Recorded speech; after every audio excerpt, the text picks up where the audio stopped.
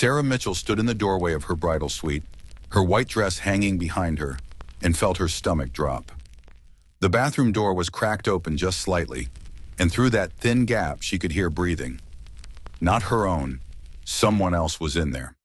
On the most important morning of her life, someone who shouldn't be there was hiding in her room. And the folded note on her pillow, written in handwriting she recognized but couldn't quite place, had only 3 words on it: "Don't trust him." Before we go any further into what happened that morning, let us know in the comments where you're watching from. Maybe United States, or United Kingdom, or Canada, or anywhere you're watching from, and what time is it there now? We'd love to hear from you. And if you're new here, click on the subscribe button so you never miss any of our upcoming videos. Because what you're about to hear is a story about trust, betrayal, and the kind of secrets that can destroy everything you thought you knew about the people closest to you. Have you subscribed to this channel? If yes, now let's get started. Sarah Mitchell was 32 years old when she met Daniel Cooper at a coffee shop in downtown Portland. She'd been working double shifts as a nurse at Providence Hospital, saving every penny she could to pay off her student loans and help her younger sister, Emma, finish college. Sarah had grown up in a small apartment with her mother, Linda, after her father passed away from cancer when she was just 14.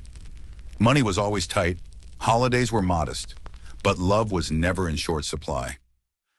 Linda Mitchell worked as a seamstress, taking in alterations and hemming pants late into the night under the glow of a single lamp, her fingers moving with the kind of precision that came from years of practice. Sarah learned early that love wasn't about grand gestures. It was about showing up. It was about sacrifice. And when she met Daniel, a high school teacher with kind eyes and a laugh that made her feel safe, she thought she'd finally found someone who understood that. Daniel wasn't wealthy. He drove a 10-year-old Honda and packed his lunch every day, but he listened when she talked. He remembered the small things like how she took her coffee with 2 sugars and no cream, or how she always called her mother on Sunday mornings. They dated for 2 years before he proposed on a quiet beach in Cannon Beach, Oregon. The wind whipping her hair around her face as he knelt in the sand. She said yes before he even finished asking. The wedding was set for June 15th, a small ceremony at a historic hotel overlooking the Willamette River. 50 guests, simple flowers, a string quartet. Everything Sarah had dreamed of since she was a little girl playing bride in her mother's old curtains. The week before the wedding, Sarah noticed small things that didn't quite add up. Daniel had been distracted, checking his phone more often than usual, his jaw tight whenever a text came through. When she asked him about it, he smiled and said it was just work stress, something about budget cuts at the school. She wanted to believe him. She did believe him mostly, but there was something in his eyes that felt distant, like he was looking past her instead of at her. Then there was Daniel's older brother, Henry.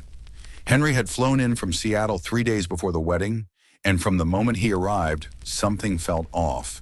He was polite, charming even, but Sarah caught him watching her during dinner, his gaze lingering just a second too long. When she mentioned it to Daniel, he laughed it off. "That's just Henry," he said. "He's always been intense." But Sarah couldn't shake the feeling that Henry knew something she didn't. The night before the wedding, the rehearsal dinner was held at a small Italian restaurant near the hotel. Everyone was there. Sarah's mother, her sister Emma, Daniel's parents, Henry, and a handful of close friends. The room buzzed with laughter and clinking glasses, toasts given with tears in eyes and smiles on faces. But when Sarah excused herself to use the restroom, she overheard Henry and Daniel talking in the hallway outside. Their voices were low, urgent. "You need to tell her," Henry was saying. "You can't go through with this without telling her the truth." Daniel's response was clipped, defensive. "It's not your business, Henry. Stay out of it." Sarah's heart hammered in her chest. She pressed herself against the wall, straining to hear more, but they had already moved away. When she returned to the table, Daniel kissed her cheek and asked if she was okay. She forced a smile and said she was just tired. But that night, lying in her hotel room alone, she couldn't sleep. What truth was Henry talking about? What was Daniel hiding? The morning of the wedding, Sarah woke early. Sunlight streamed through the floor-to-ceiling windows of the bridal suite, casting golden squares across the plush carpet. Her dress hung on the closet door, a cascade of ivory, lace, and silk. Emma was supposed to arrive at 8 to help her get ready, but it was only 6:45. Sarah padded across the room in her bare feet, planning to take a long shower and try to calm the knot of anxiety twisting in her stomach. That's when she saw it, a folded piece of paper on her pillow, plain white notebook paper, the kind you'd find in any office supply store. She picked it up slowly, her fingers trembling. The handwriting was neat, almost elegant, and the message was simple: don't trust him. Sarah's breath caught. She looked around the room, suddenly aware of how alone she was. The door was locked. She'd locked it herself last night. So how did this note get here? Her pulse quickened. She walked toward the bathroom, the note still clutched in her hand, and that's when she heard it. A soft, almost imperceptible sound. The rustle of fabric. The faint inhale and exhale of breath. Someone was in the bathroom. Sarah's mind raced. Should she call security? Should she scream? But something stopped her. Instead, she moved slowly toward the bathroom door, her heart pounding so hard she could feel it in her throat. She reached for the handle and pushed the door open. Standing there, eyes wide and face pale, was Emma, her sister, her maid of honor, the person she trusted most in the world. Emma's hands were shaking, and mascara streaks ran down her cheeks. "Sarah," she whispered, her voice breaking, "I'm so sorry. I didn't want you to find out like this." Sarah stared at her sister, unable to process what she was seeing. Emma looked like she hadn't slept in days. Her eyes were red and swollen, her hair pulled back in a messy bun. She was still wearing the clothes she'd had on at the rehearsal dinner the night before. "What are you doing in here?" Sarah's voice came out sharper than she intended, but the confusion and fear were overwhelming. "How did you get in?" Emma took a shaky breath and pulled a key card from her pocket. "I got a spare key from the front desk. I told them I was your sister and that you'd asked me to grab something from your room." "Sarah, please. You have to listen to me." Sarah's hands were trembling now, the note still gripped between her fingers. "Did you write this?" Emma nodded, tears spilling over. "Yes, because it's true. You can't marry Daniel, not until you know what he's been hiding from you." The room seemed to tilt. Sarah sank onto the edge of the bed, her legs suddenly too weak to hold her. "What are you talking about?" Emma knelt in front of her, taking her hands. "I didn't want to believe it either, but 2 months ago, I saw something I shouldn't have. I was visiting you, remember? You were working a night shift, and Daniel said he was going to grade papers at home. But I forgot my phone charger at your apartment, so I went back to grab it. And when I got there, Daniel wasn't alone." Sarah felt her chest tighten, like all the air had been sucked out of the room. "What do you mean he wasn't alone?" Emma's voice dropped to barely above a whisper. "There was a woman there. I saw her through the window. They were sitting close, talking, and then he kissed her. Sarah, I saw him kiss her." The words landed like a physical blow. Sarah pulled her hands away, standing abruptly. No, you're wrong. Daniel wouldn't do that. He loves me." Emma stood too, desperation in her eyes. "I know how this sounds. I know you don't want to believe it, but I've been carrying this for 2 months, trying to figure out what to do. I thought maybe it was a mistake. Maybe I saw it wrong. But then last night I heard Henry talking to Daniel. I heard Henry say that Daniel needed to tell you the truth before the wedding. So I asked Henry directly, and he told me everything." Sarah felt like she was underwater, everything muffled and distorted. "What did Henry tell you?" Emma wiped her eyes with the back of her hand. "The woman's name is Rachel. She's a teacher at Daniel's school. They've known each other for 3 years. Daniel swears it's over now, that it only lasted a few months and that he ended it before he proposed to you. But Henry doesn't think you should marry him without knowing. He thinks you deserve the truth." Sarah's mind spun. Rachel, a name she'd heard before.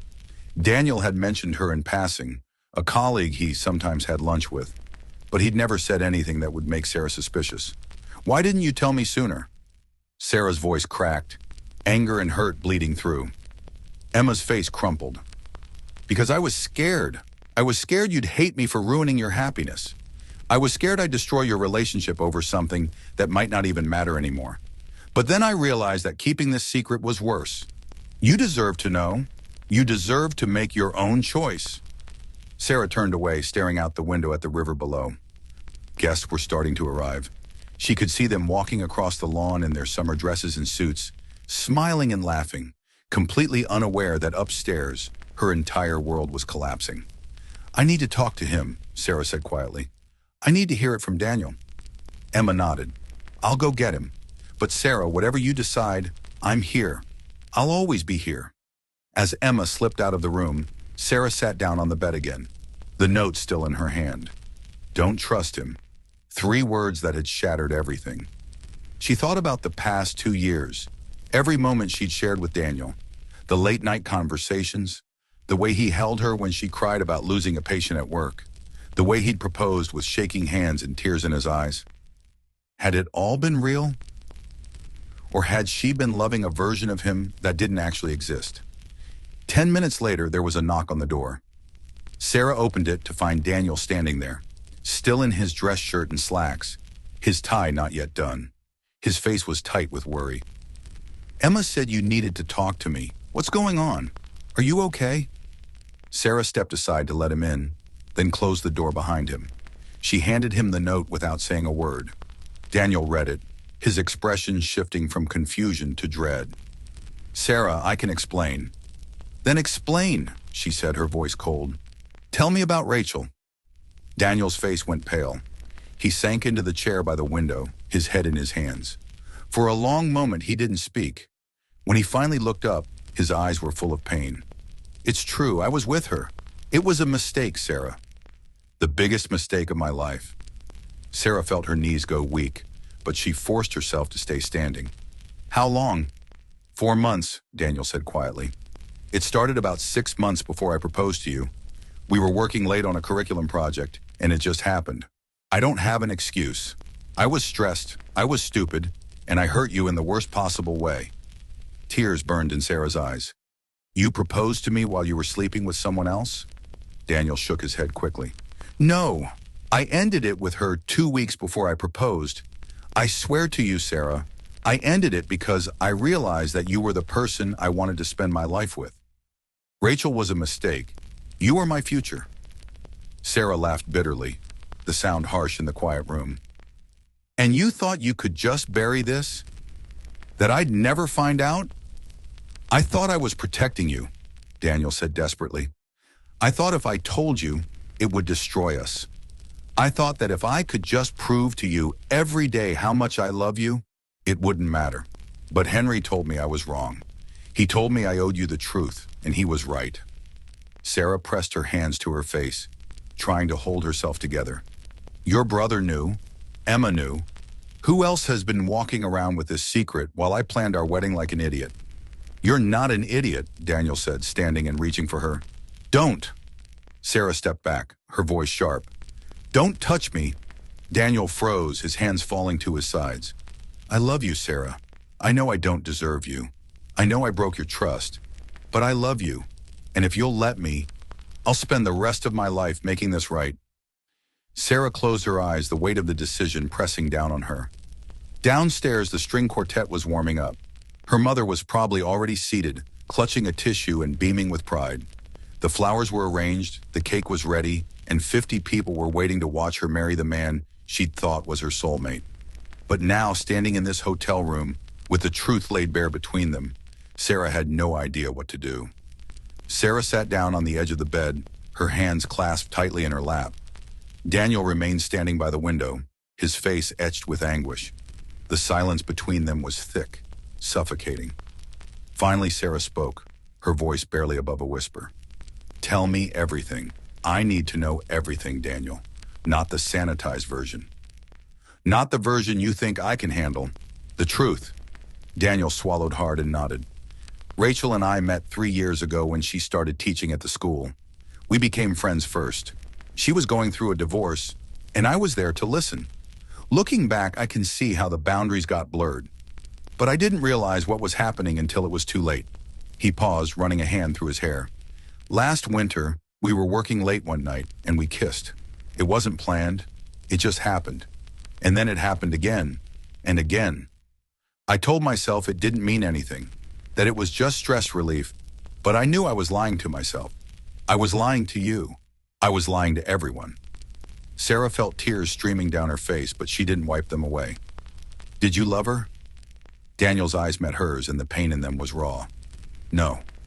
I cared about her as a friend, but I didn't love her. Not the way I love you. And that's what made me realize how wrong it all was. I was risking everything real for something that meant nothing. But it meant something, Sarah said, her voice breaking. It meant you didn't respect me enough to be honest. It meant you didn't respect our relationship enough to end things with me before you started something with her. Daniel's shoulders sagged. You're right. And I hate myself for that. When I proposed to you, I'd already ended things with Rachel. I told her it was over, that I was going to marry you, and that I couldn't see her anymore. She understood. She moved to a different school district, and I haven't spoken to her since. But I should have told you then. I should have given you the choice. Sarah stood and walked to the window, looking out at the guests mingling below. Her mother was there, wearing the pale blue dress they'd picked out together. Emma stood near the entrance, her arms wrapped around herself, looking small and worried. And somewhere down there, Henry was probably watching the clock, wondering if his brother had finally done the right thing. How do I know this is the only secret? Sarah asked quietly. How do I know there isn't something else you're hiding, something that will come out a year from now or 5 years from now? Daniel stepped closer, but he didn't touch her. You don't, and that's the hardest part. I broke your trust, and I can't just glue it back together with words. Trust has to be rebuilt, piece by piece, day by day. And I know that might take years. But I'm willing to do that work if you'll give me the chance. Sarah turned to face him, her eyes searching his. If I walk downstairs right now and marry you, I need to know that you'll never lie to me again. Not about the big things, not about the small things. I need to know that if something is wrong, you'll tell me instead of hiding it. Because if you can't promise me that, then this ends right now. Daniel's voice was firm, steady. I promise you, Sarah, no more lies, no more secrets. I will be the man you deserve, or I will spend the rest of my life trying to become him. Sarah closed her eyes, her chest aching with the weight of the decision. Part of her wanted to scream, to throw him out of the room and call off the wedding. But another part of her, the part that had loved him for 2 years, the part that had seen him cry at movies and hold her mother's hand at her father's grave, that part was telling her that people make mistakes, that love isn't about perfection, it's about choosing to fight for each other even when it's hard. She opened her eyes and looked at him. If I do this, we're going to therapy, both of us, and you're going to be completely transparent with me about everything. Your phone, your schedule, your feelings, everything.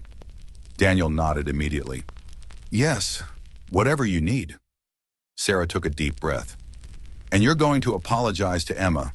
She's been carrying this secret for 2 months, and it's been eating her alive. She deserves to know that you appreciate what she did, even if it was hard. I will, Daniel said. I'll apologize to everyone I hurt. Starting with you. Sarah felt something shift inside her, a tiny crack in the wall of anger and hurt. It wasn't forgiveness, not yet, but it was the beginning of something, the possibility of moving forward. Okay, she said finally, we're getting married today. But Daniel, if you ever lie to me again, if you ever betray me again, I'm gone. Do you understand? Relief flooded Daniel's face, but there was also a deep solemnity in his eyes. I understand, and I won't. I swear to you, Sarah, I won't. Sarah nodded, then walked past him to the door. She opened it and found Emma standing in the hallway, her face anxious. Emma, come in. Emma stepped inside, her eyes darting between Sarah and Daniel. Sarah reached for her sister's hand. Thank you for telling me. I know it wasn't easy, but you did the right thing. Emma burst into tears, throwing her arms around Sarah. I was so scared you'd hate me. I could never hate you, Sarah whispered, holding her sister tight. You're the bravest person I know. Daniel stepped forward. Emma, I'm sorry. I'm sorry I put you in that position. I'm sorry I wasn't honest from the beginning. You protected your sister the way I should have. Thank you. Emma looked at him, her jaw tight. Just don't hurt her again, because if you do, you'll have to deal with me. Daniel managed a small smile. Understood. An hour later, Sarah stood at the back of the ceremony space, her hand resting lightly on her mother's arm. Linda looked up at her daughter, her eyes shining with tears. You look so beautiful, sweetheart. Sarah smiled, though her heart still felt heavy. Thanks, Mom. Linda squeezed her hand. Are you sure you're ready? If you need more time, we can wait. Everyone will understand. Sarah shook her head. No, I'm ready. She wasn't sure if that was entirely true, but she knew she had made her choice, and sometimes making a choice was the only way to move forward. The string quartet began playing, and Sarah took a deep breath as the doors opened. The aisle stretched before her, lined with white chairs and soft pink roses. At the end, Daniel stood waiting, his hands clasped in front of him, his eyes locked on hers. As Sarah walked toward him, she felt the weight of the morning's revelations pressing on her chest. But she also felt something else. Determination. The determination to build something real with this man, to demand honesty and give it in return, to fight for a marriage that was worth fighting for. When she reached the altar, Daniel's eyes were wet with tears.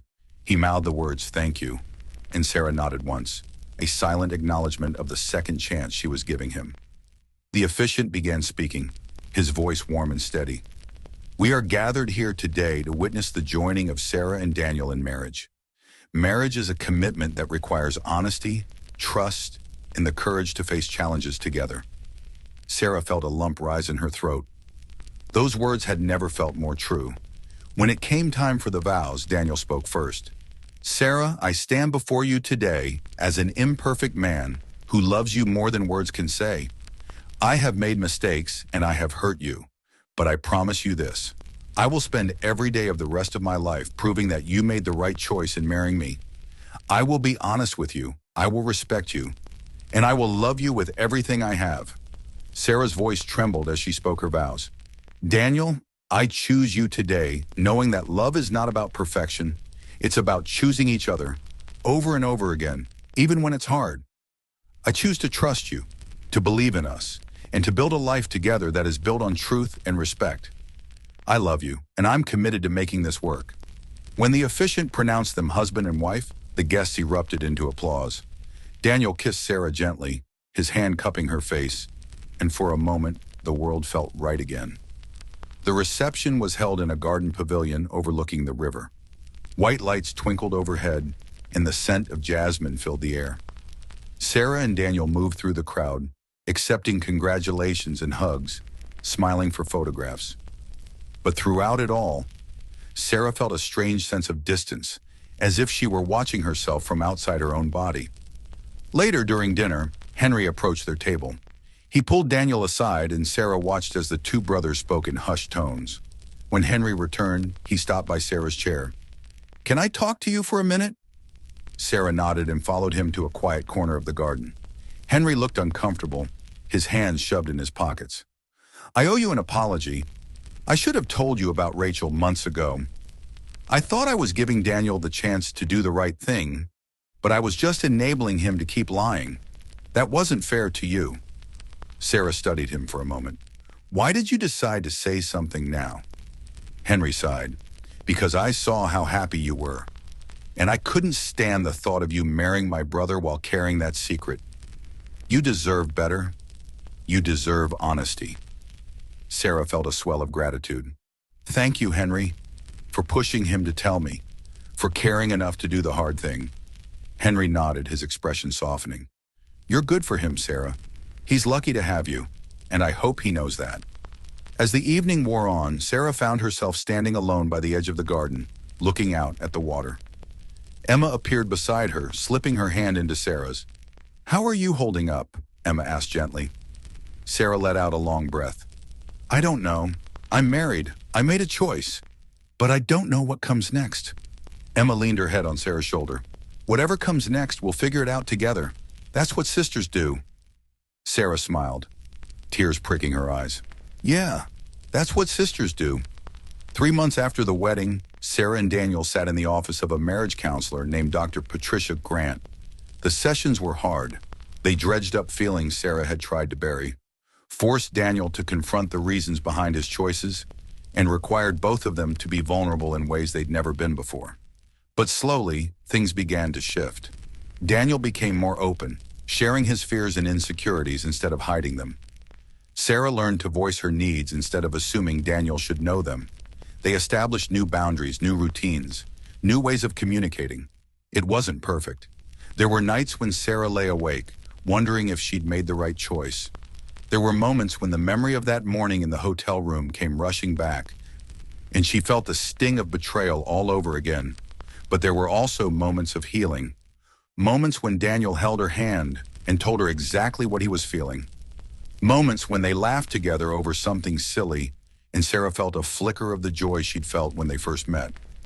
One evening, 6 months after the wedding, Sarah came home from a long shift at the hospital to find Daniel in the kitchen, cooking dinner. The table was set with candles and soft music played from the speaker on the counter. "What's all this?" Sarah asked, dropping her bag by the door. Daniel smiled, a little sheepish. "I just wanted to do something nice for you. No special occasion. Just because." Sarah felt her chest tighten with emotion. It was a small gesture, but it meant everything. It meant he was trying. It meant he was showing up. They ate dinner together, talking about their days, sharing stories and jokes. And for the first time in months, Sarah felt something she hadn't been sure she'd feel again: hope. After dinner, they sat on the couch together, Sarah's head resting on Daniel's shoulder. "Do you ever regret it?" Daniel asked quietly. "Marrying me, I mean. After everything." Sarah was quiet for a moment, considering the question honestly. "Sometimes I wonder what would have happened if Emma hadn't left that note, if I'd married you without knowing. But I don't regret marrying you, Daniel. I regret that it had to happen the way it did, but I don't regret choosing us." Daniel kissed the top of her head. "I'll spend the rest of my life making sure you never regret it." A year after the wedding, Sarah stood in the same hotel where she'd spent that fateful morning. She was there for a friend's bridal shower, and as she walked past the suite where she'd gotten ready, she felt a strange sense of closure. That morning had been one of the hardest of her life. It had shattered her illusions and forced her to confront painful truths. But it had also been the beginning of something new. A marriage built not on the fantasy of perfection, but on the reality of two imperfect people choosing each other every single day. Sarah thought about the note Emma had left. "Don't trust him." At the time, those words had felt like a warning, a condemnation. But now Sarah understood them differently. They weren't telling her not to trust Daniel at all. They were telling her to trust herself, to trust her instincts, her worth, her ability to make the right choice for her own life. That morning had taught Sarah that love isn't about blind faith. It's about informed choice. It's about knowing someone fully, flaws and all, and choosing to stay anyway. Not because you have to, but because you want to. As she left the hotel and stepped out into the bright afternoon sun, Sarah felt a sense of peace settle over her. She and Daniel still had work to do. Healing wasn't linear, and trust took time to rebuild. But they were doing it together, with honesty and courage, and a commitment to something real. And that, Sarah realized, was more valuable than any fairy tale. So let me ask you something. If you were in Sarah's position, what would you have done? Would you have walked away, or would you have chosen to stay and fight for your relationship? Could you have forgiven a betrayal like that? Or would the trust be too broken to repair? These are questions without easy answers. Every relationship is different. Every person has their own boundaries, their own deal breakers, their own capacity for forgiveness. Sarah's story isn't about what's right or wrong. It's about the complexity of love, the difficulty of trust, and the courage it takes to choose vulnerability even after you've been hurt. If this story resonated with you, if it made you think about your own relationships or your own capacity for forgiveness, leave a comment below. Tell us where you're watching from. Tell us what you would have done. And if you thought this story was emotional, wait until you hear the next one. Because sometimes the most powerful stories are the ones that force us to ask hard questions about ourselves. Thank you for watching. Don't forget to subscribe so you never miss our upcoming videos. And remember, love is never simple, but it's always worth fighting for when it's real.